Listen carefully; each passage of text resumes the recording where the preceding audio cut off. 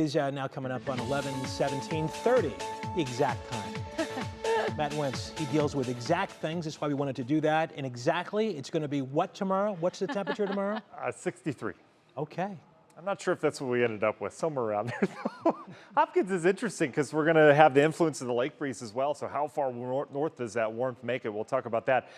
Folks, good things coming our way. Month of March starts tomorrow. That's the start of meteorological spring. Remember, we as meteorologists split it up into 3-month increments. That we can track records, stuff like that without, day of the week switching. Also, March is the month that we gain the most daylight.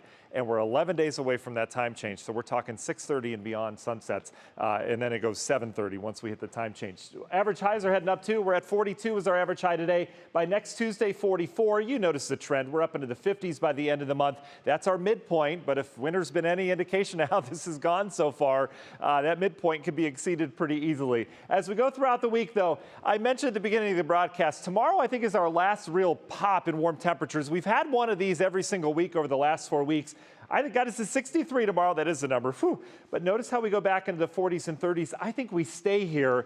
The way winters have gone the last couple of years, we've had a fairly mild winter, but then spring just doesn't get here. I have a feeling March is heading in that direction where we just spend days in the 30s and 40s. We'll see how it goes. We've got a warm front down to the south, though. This warm front, as it heads north, is kicking off some rain showers back towards Chicago, snow further north. For us, this little band will produce some brief showers for that morning rush hour, and then it's out of here. It won't last too long. That warm front is attached to a bigger weather system that is now affecting areas of California again. They've got heavy snow out west. It's been a record season for them. I was checking the observational reports at Mammoth Mountain, one of the mountains out in the Sierra Nevadas. They are well over 500 inches on the season that have fallen from the sky, and this continues. This system will do a little loop-de-loop around the base of this trough. It'll head out in the plain states, and the path of that low determines what kind of precip we get. Right now, later this week, that big winter storm looks to produce mainly rain here in northeast Ohio. We'll get there, though. Tomorrow first, brief shower, then sunshine. I know it looks like we're going to have a rainy day tomorrow, but all these hours in between look great. I think we break out into sunshine. We'll be in the 60s.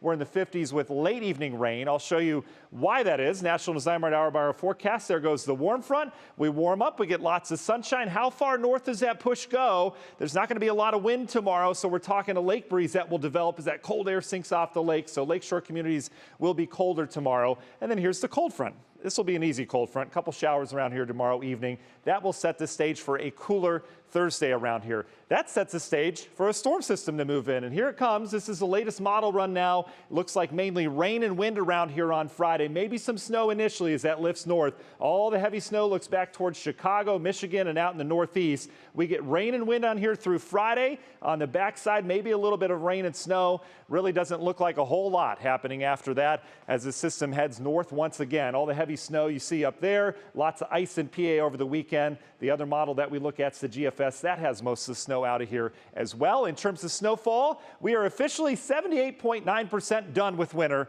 We averaged 13 inches of snow the month of March and April. Union Home Mortgage 10-day forecast, 63 is the peak, and then we go 30s and 40s through the duration of the forecast. Next system I'll be watching arrives next Tuesday into Wednesday. Doesn't look to be too big of a deal.